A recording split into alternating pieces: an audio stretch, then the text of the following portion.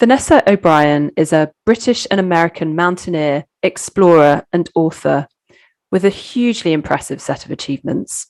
She holds 5 Guinness World Records as the first woman to reach Earth's highest and deepest points, Mount Everest and Challenger Deep, the fastest woman to climb the 7 summits, achieving in 295 days, the first person to reach the furthest and nearest to Earth's core, and the first woman to complete the 4 poles challenge, Mount Everest, Challenger Deep, and skiing the last degree to both the North and South Poles, and the oldest woman to have summited K2, the second tallest peak, at 52 years old. Vanessa has written a book called To the Greatest Heights, which tells her own journey to these and many other achievements. She is a brand ambassador for a number of organisations, as well as a fellow of the Royal Geographical Society and an honorary advisory board member of the Scientific Exploration Society, who awarded her Explorer of the Year in 2018. Vanessa is also an advocate for women's causes, carrying the UN women's flag to the summit of K2. She lives in New York with her British husband. Vanessa, welcome to Brits and the Big Apple. Thank you so much, Becca. It's a pleasure to be here. I wonder if you could start by sharing a bit about your background and how you got into mountaineering. So in the book, To the Greatest Heights, it tells the story of basically how I lost my corporate job and decided to climb Mount Everest after the Great Recession around 2010. I take the readers through several hair-raising obstacles, learning to climb and climbing itself, which include all the frozen body parts that litter the climbing trails and the setbacks in which I end up eating enormous bits of humble pie. I strive for authenticity in the book, and there's a lot of character development. So any of the readers would see that any successes that I achieve are not really easy, but won after a fair amount of effort and determination. I also use a lot of humor, from describing my lead guide, who I describe as looking like David Beckham if David Beckham were going through a flannel phase, to avalanches such as the one on Everest in the icefall, in which I describe as swift as and unstoppable, like an armada of frozen ocean liners. I also try to weave in philosophy and wisdom throughout the journey, really, to pass on to the reader, so any reader who is in need of such things can also be enlightened. So the feedback that I've mostly received has been pretty good. The ones that appreciated the most really have nothing to do with climbing. It's really the courage and hope throughout the book that they find inspiring, and they've been able to see parallels to situations in their own lives. Many of the themes have had to do with being stuck in life, and there's been no better time to have been stuck than during COVID-19, when people felt trapped and wanted a way out. So my job as an author has been to show readers that they really have more personal power, and taking any step forwards have less initial risk than they think, because they can always go backwards.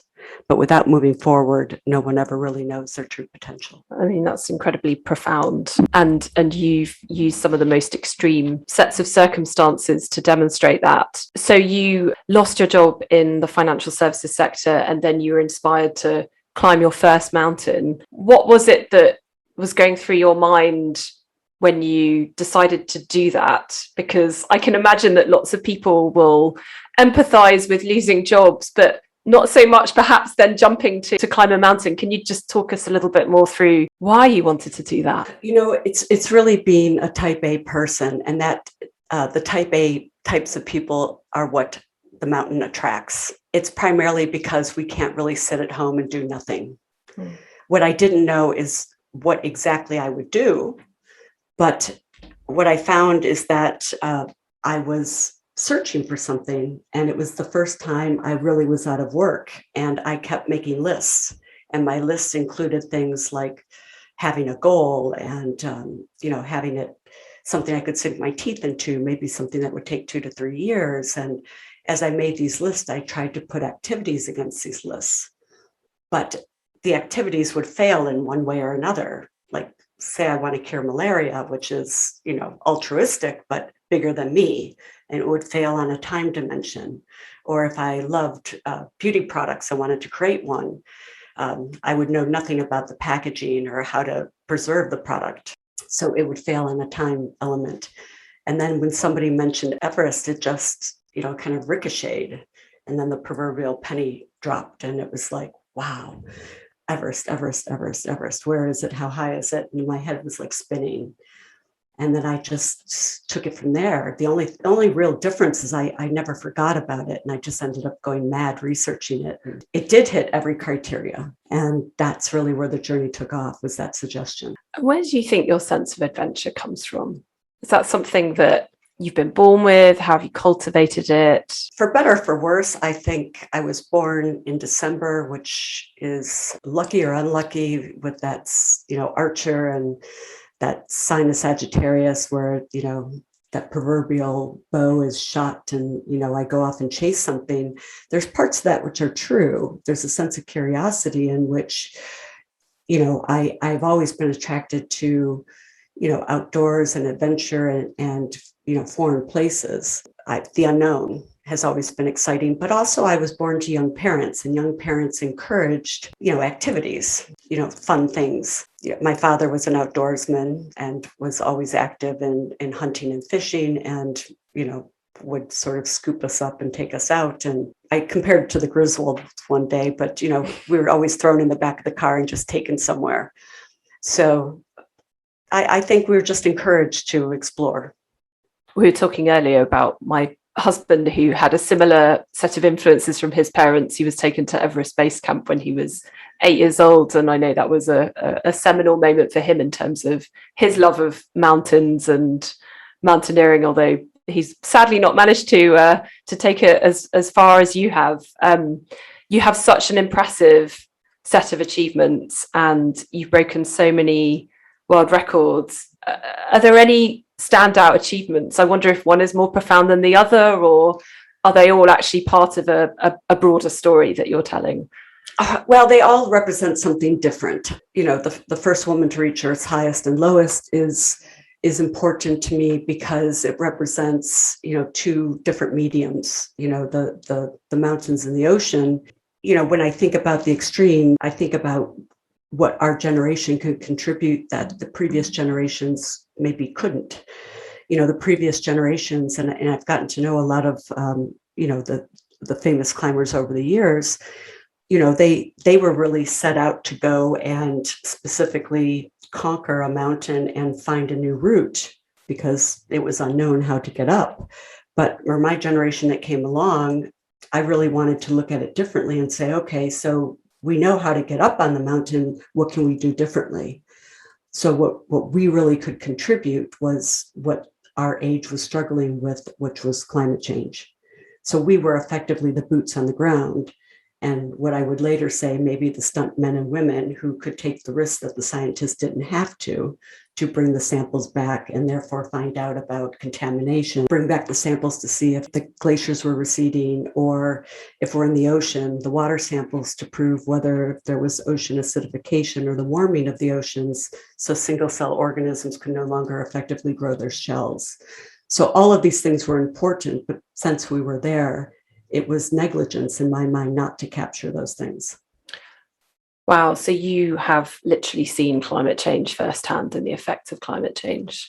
On the same mountain every year. Mm. That's how profound it is. And in fact, I would even say, to the extent that if you decided that you cared, it's almost too late, because something like the Himalayas, a third of those glaciers are already gone. And all you could really do is care about that second third.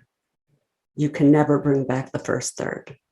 It's as you say, it's irreversible, and we are doing a lot, as you know, as the UK government, to show real leadership on the world stage. But it takes everybody to be absolutely involved. Absolutely, that's so true. And I have to commend the UK for putting climate change on the agenda, hosting the climate conference, and really trying to take a leadership position to try to put together things that the countries can sign up for and agree to, because without global participation, it's just words. For those of us who haven't been as adventurous as you, just give us a bit of a sense of what goes into planning an expedition of the kind that you undertake, because it's quite hard to get your head around the various different elements. And I would love to just have a bit of an insight into what you have to think through and what you have to do? So no expedition is easy, and certainly none of them happen alone. It is definitely a team. And a part of that is because these things happen in really remote locations. So even a tall mountain of 8,000 meters, they're very, very far away. So, they're so remote. You go to a capital city in a remote place, and then fly to the farthest city, and then walk another 100 kilometers to get to the base of the mountain, and then you're 7 kilometers walking vertical. So it's sometimes just thinking that through, that if you have a team of 12 in whatever composition, to include other climbers, to include, cooks, staff, managing, you're going to have a baggage of some sort of support mechanism for 6 to 8 weeks. That's going to include 250 porters for what could be, 5 tons of equipment just to get you there and back. So it does take a lot of planning. Porters can only carry a certain amount of weight. They drop you off, they leave, they come get you at the end. None of these things have ever been inexpensive from the beginning of time. They've just been funded differently over time. So early on, these things were funded through alpine clubs and geographic societies, and even some of the newspapers, who sometimes people could sell advance rights to books and things like that. Nowadays, it's easier for men to get sponsorship. If it's a watch or a car, some technology companies, it's very, very easy for them to get sponsorship, but it's harder for women for sure. And there's less women. Usually they'll say, well, what if she dies? No, oftentimes they'll never ask a man that. That is the dichotomy of sometimes what women face. They're seen still as sort of the weaker sex in a sport like this, although that's absolutely not true where endurance is concerned. There are some differences, but planning the expeditions, and then something like an ocean, when I went to the bottom of the ocean, that was 2020. So that was right at the start of COVID. So that ended up being very, very challenging, because even though the bottom of the ocean is located at the federal states of Micronesia and not Guam, it happened to be when the USS Theodore Roosevelt, which was a ship, and you might remember Crozier as one of those commanders of the ship catching COVID. That ship had 3, turned to 100. They came to Guam. Guam ended up as a military hospital. So trying to land on Guam almost became impossible. So the only thing that you can absolutely guarantee on an expedition is that something will go wrong. So you have to be extremely flexible, adaptable, quick to problem solve around almost anything that could pop up. And sometimes clever, like in that case with Guam, then President Trump, had a president's proclamation that said only essential services, but therein was an opportunity. And the opportunity was that no one knew exactly what that meant. Where there is uncertainty, there is also opportunity. I was actually going to ask you what you think are the most helpful characteristics for being a successful mountaineer. I mean, you've already just mentioned some around problem solving and perseverance, but you also talk about having quite large teams with you. So leadership must be such a hugely important dimension to it all. Yeah, leadership is critical. And I think in any expedition, it's important to have a leader.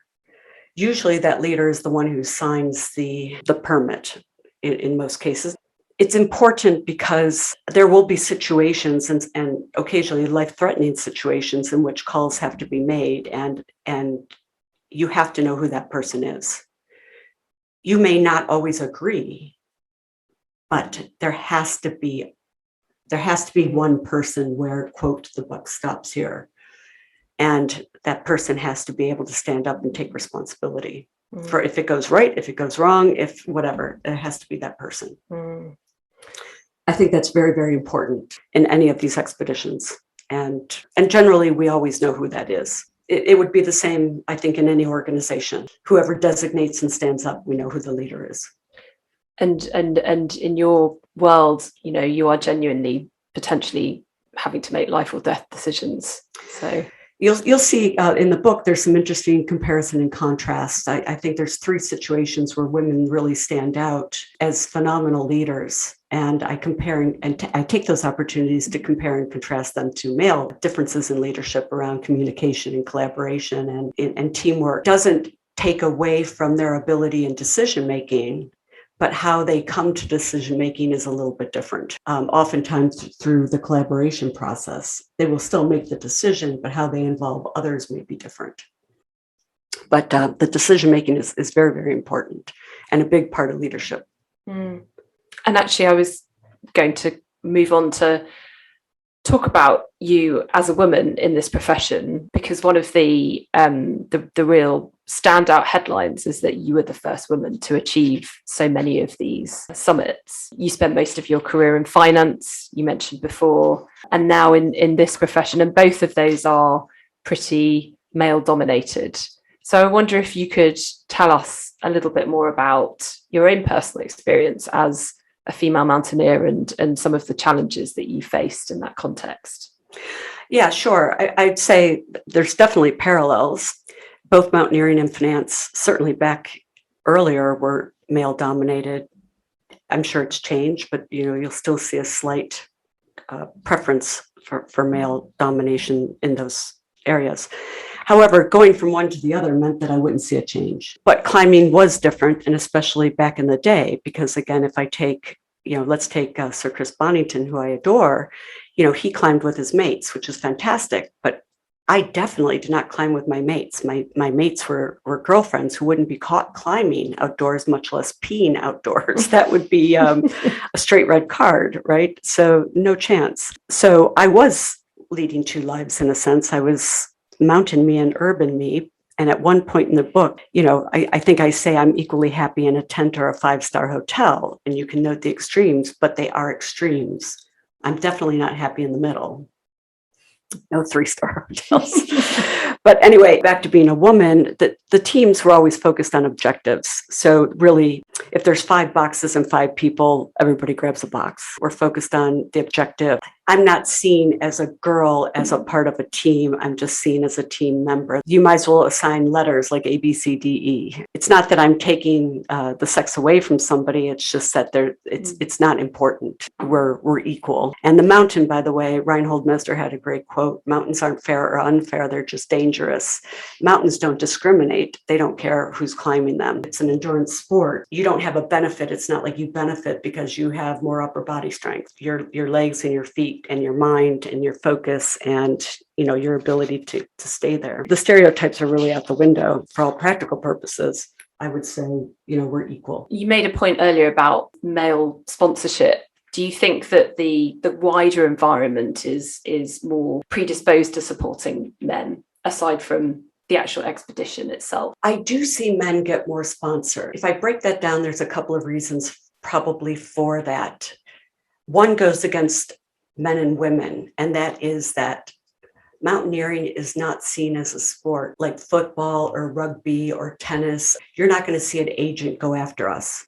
Mm-hmm. And part of that is probably goes back to having been an Olympic game and then taken out of the Olympics.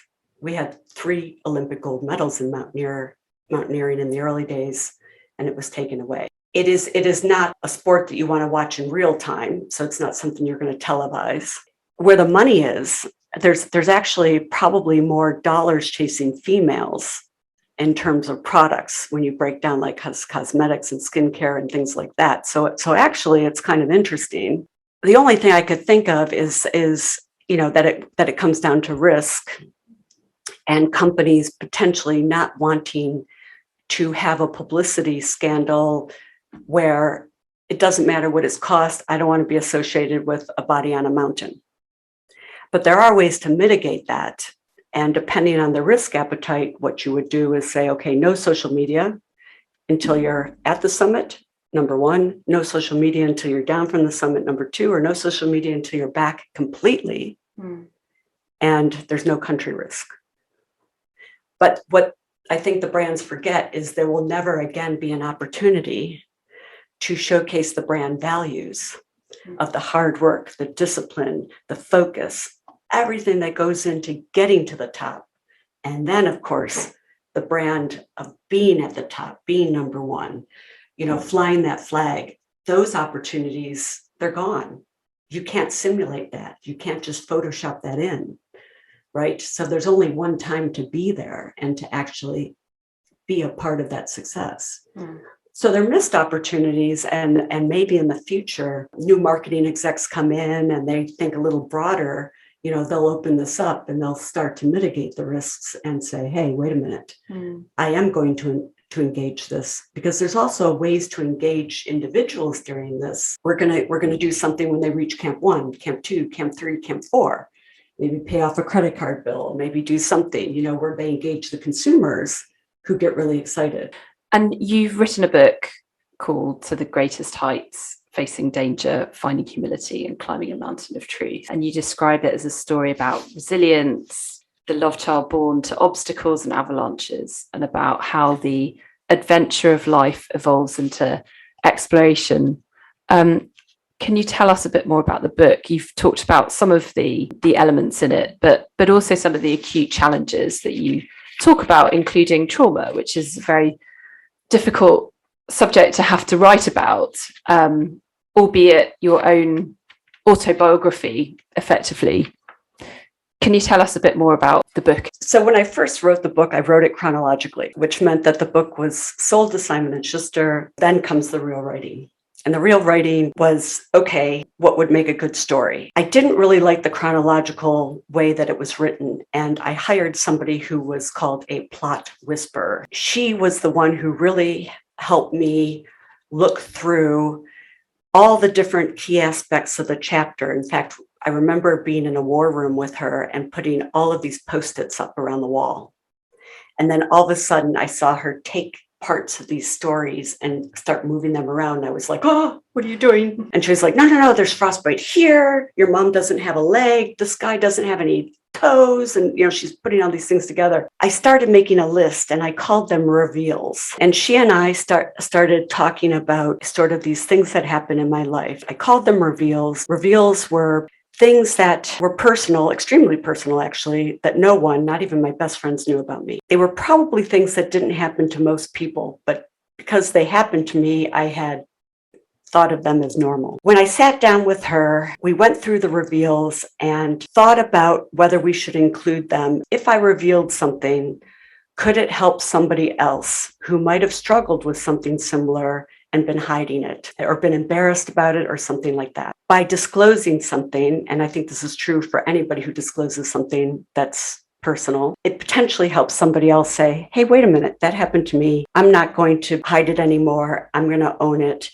So it's a way to try to normalize something and make people feel like they're not alone. What am I talking about? We're talking about things like abandonment. We're talking about alcoholism. We're talking about depression, body shaming, female sterilization, violence, trauma, what happens when you have to get back on your feet, gender roles, sanitary conditions, and even Islamophobia. So there's just really heavy subjects. They're brought up because, of course, climbing, what are you doing when you're climbing? You got 8 hours, you're in your head. What response have you had so far?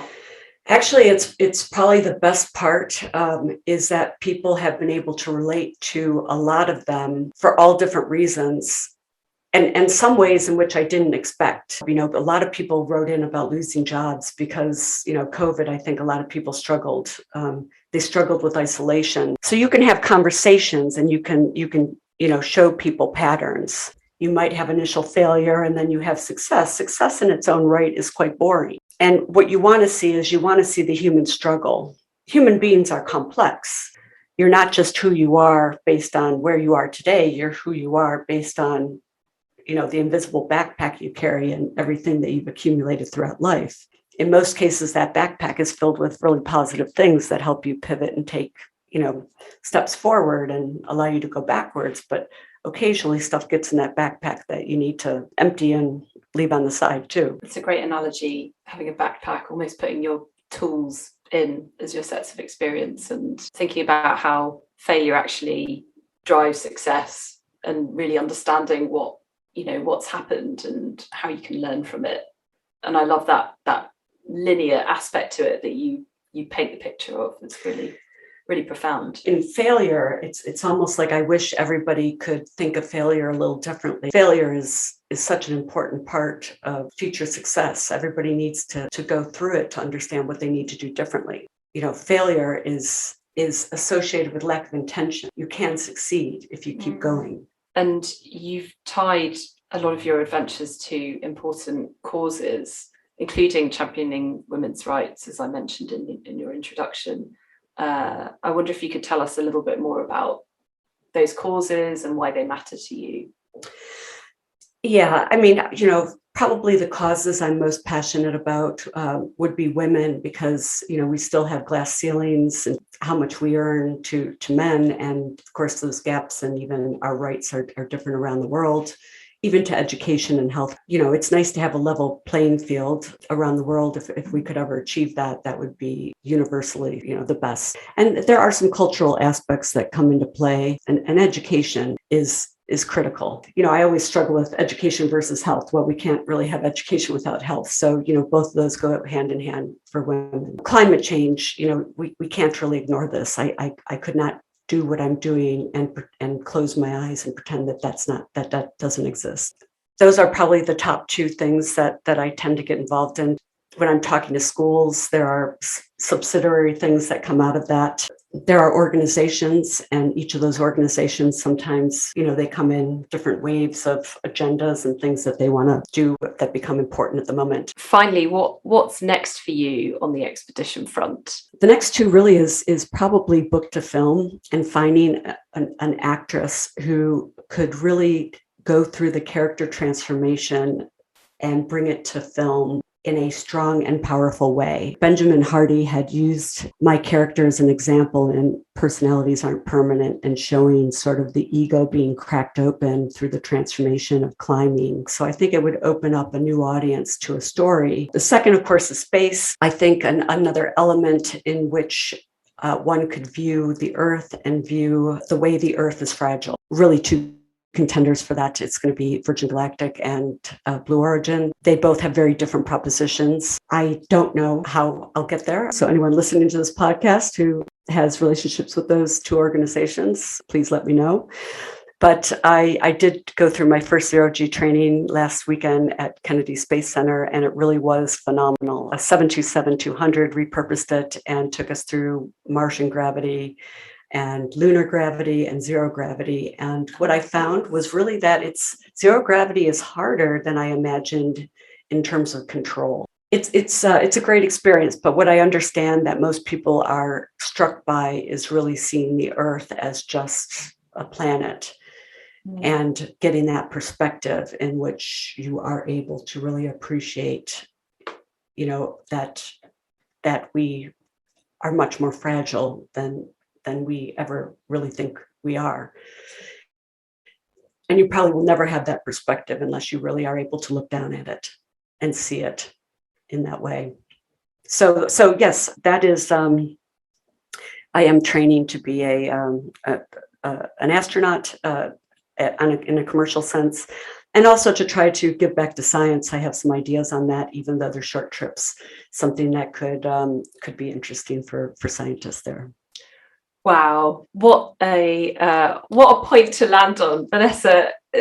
You're an inspiration, and I wish you all the success for becoming an astronaut. That is absolutely incredible, and would be an amazing addition to your already impressive achievements. Thank you so much for coming on Brits in the Big Apple and sharing your incredible story with us. Thank you so much. It's a pleasure.